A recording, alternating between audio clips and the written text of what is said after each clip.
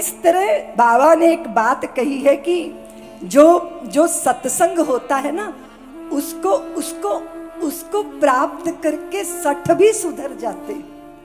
60 सुधरहि सत संगति पाई, पारस परस कुधात सुहाई। अब आप जानते हो कि लोग कहते हैं कि दीदी माँ, ये जब कथा में जाते हैं, मंदिर जाते हैं, हमारे यहाँ बहुत श्री वृंदावन धाम में लोग दर्शन करने जाते हैं, मंदिर जब लौट के आते हैं तो कहते हैं हमारा मोबाइल चोरी हो गया, हमारे जूते चोरी हो गए। तो लोग कहते हैं देखो दीदी माँ, सिनेमा घर में जूते चोरी नहीं होते, वहां सज्जन जाते हैं, वहां नहीं होते। मंदिर में भक्त जाते हैं, वहां जूते चोरी हो जाते हैं। तो मैंने कहा भले मानुस, जहां जूते खोलेगा चोरी होने की संभावना तो वही है ना। सिनेमा घर में तो पहन के बैठे हैं, और चोरों को भी तो पता है कि माल कहां जाके हाथ लगेगा। तो पता चला बाबा जी ने चंदा इकट्ठा कर लिया यज्ञ के लिए, बड़ा भारी यज्ञ। हम लोग तो बेतवा और यमुना के कछारों पे घूमते थे अपने गुरुदेव के साथ बुंदेलखंड में, और उन दिनों में बुंदेलखंड के डाकू इतने प्रसिद्ध थे भैया, डाकुओं की बातें होती थी। अब इतनी दूर गए, वहां पर यज्ञ में बैलगाड़ियों में बैठ बैठ के, और जब यज्ञ के स्थान पर पहुंचे तो पता चला ना यज्ञ मंडप, ना कथा, ना वार्ता। और जनता कहती है बाबा जी चंदा इकट्ठा करके 9-2-11 हो गए। अब सड़क पे बैठे हैं हम लोग, छोटी छोटी उम्र हम सबकी, साध्वियां, 16 साल 15 साल 14 साल की साध्वियां, संत महापुरुष वृद्ध जन शाम तक बैठे रहे। कोई बस नहीं थी, कोई साधन नहीं था। अब क्या करेंगे? सज्जन कुछ 4-5 लोग सफेद वस्त्र पहने हुए, झकाझक लगता था। कोई बड़े धार्मिक व्यक्ति आ गए, हाथ जोड़ के बोले गुरुदेव आप कहाँ जाओगे रात्रि को? आपकी शिष्याएं और आपके साधु कहाँ जाएंगे? हमारी एक धर्मशाला है, चलिए हम ले चलते हैं। बड़ी राहत मिली कि देखो इस कलयुग में भी सज्जनों का अभाव नहीं है। और वो जी ले गए अपने साथ, जाए जा रहे हैं, जंगल आ गया, खंडहर आ गया, ये कौन सी धर्मशाला है? हमारे गुरु जी समझ गए कि हम दुष्टों के हाथ चढ़ गए हैं, दुष्टों के पल्ले पड़ गए। हमारे गुरुदेव एक शिला पर बैठ गए। हमें इस बात का बोध नहीं था कि हो क्या गया। हमने देखा एक तालाब है, तालाब में वस्त्र धो के सुखाना शुरू कर दिया। अब वो जो लोग थे ना, वो डाकू थे। आधी रात में उनके बीच में झगड़ा हो गया। हमारे गुरुजी ध्यान करते रहे शिला पे बैठे बैठे। हम छोटी छोटी साध्वियों को देखकर उन लोगों की नीयत खराब हो गई थी, इसलिए वो जंगल में लेकर गए। अब उन दोनों के जो वो पूरा ग्रुप था, आधा इधर आधा इधर। कुछ कहते हैं करो जो काम करना था, दूसरे कहते हैं नहीं दोष लगेगा। देखो शिला पे बैठे संत वो साधारण नहीं लगते, वो बड़े महापुरुष हैं, उनकी कोप दृष्टि भस्म कर देगी। वो आपस में लड़ पड़े, झगड़ा हो गया। झगड़ा इतना हो गया कि गुत्थम गुत्था हो गए, एक दूसरे के साथ धिंगा मस्ती, एक दूसरे को मुष्टि का प्रहार, शोर शराबा हुआ, साधु इकट्ठे हो गए। तब रहस्य खुला कि ये होने क्या जा रहा था। फिर गुरुदेव ने कहा कि मनुष्य का शरीर मिला है, क्यों सत्यानाश कर रहे हो? इस मनुष्य शरीर का सदुपयोग करो। जब गुरुदेव ने ये बोला तो चरणों में गिर गए। खूब आंसू बहे, खूब आंसू बहे, बड़ा पश्चाताप हुआ। और फिर हाथ जोड़ के बोले गुरुदेव आप पुलिस को बुलाओ और हमें गिरफ्तार करवा दो, क्योंकि हमने बड़े कत्ल किए, हमने बड़े बलात्कार किए। गुरुदेव बोले भैया ये ड्यूटी हमारी क्यों लगा रहे हो? हम कहाँ पुलिस बुलाएंगे? तुम्हें कुछ लगता है कि तुमने अपराध किया, उसका तुम्हें प्रायश्चित करना है तो तुम जाके स्वयं आत्मसमर्पण कर दो। वो बोले गुरुदेव हम चले जाएंगे, पर हमें दीक्षा तो दे दीजिए। आधी रात को डाकुओं की दीक्षा हुई। सुबह वो गए, जाके उन्होंने पुलिस में समर्पण कर दिया। 4-4, 5-5 साल जो सजा थी वो भोगी।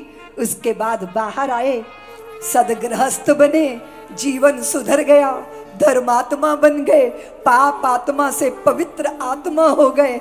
एक संत की सन्निधि ऐसा उद्धार करती है। दुनिया की कोई अदालत, कोई व्यवस्था, अगर आप चोर को जेल भेज दो तो उस्ताद वहां पहले ही बैठे हैं, ऐसा मंत्र कान में फूकेंगे कि पक्का चोर बनकर निकलेगा वो। लेकिन जब संत की शरण में कोई आता है तो उसके भीतर की वो संभावना जागृत हो जाती है जहां मनुष्यता है, मानवता है और उत्कर्ष का कहीं ना कहीं बीज छिपा हुआ। ऐसा सत्संग का प्रभाव होता है। बाबा ने सबकी वंदना की, सज्जनों की वंदना की, असज्जनों की वंदना की। संत वो जो मिले हर्षित कर दे, जिस संत को आप प्राप्त करके आपके चित्त में वैराग्य प्रबल हो जाए, संत की यही परिभाषा है। वेश से कोई संत हो ये तो ठीक है, कभी कभी वेश वैसे भी धारण कर लिया जाता है। सब पुतले हैं हाड़ मांस के, अंतर्निहित भाव होता है। कुछ उज्जवल आलोकित रवि से कुछ में कुछ दुराव होता है। कोई दस्तावेज नहीं है इसको परिभाषित करने में। संत व्यक्ति या वस्त्र नहीं है, वो तो बस स्वभाव होता है। साधुता स्वभाव में होनी चाहिए। कैसा संत? बिछुरत एक प्राण हर ले, और दुष्ट मिलत एक दुख दारुण दे। बहुत बार शुरू में बड़ा अच्छा लगता है ना, आप मिल गए, बस जिंदगी बाग बाग हो गई, दिल गार्डन गार्डन हो गया।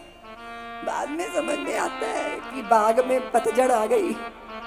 बाद में समझ आता है जो सुख बन के पुकारे गए थे वो दुख का रूप धारण करके खड़े हो गए। बाद में समझ आता है ना।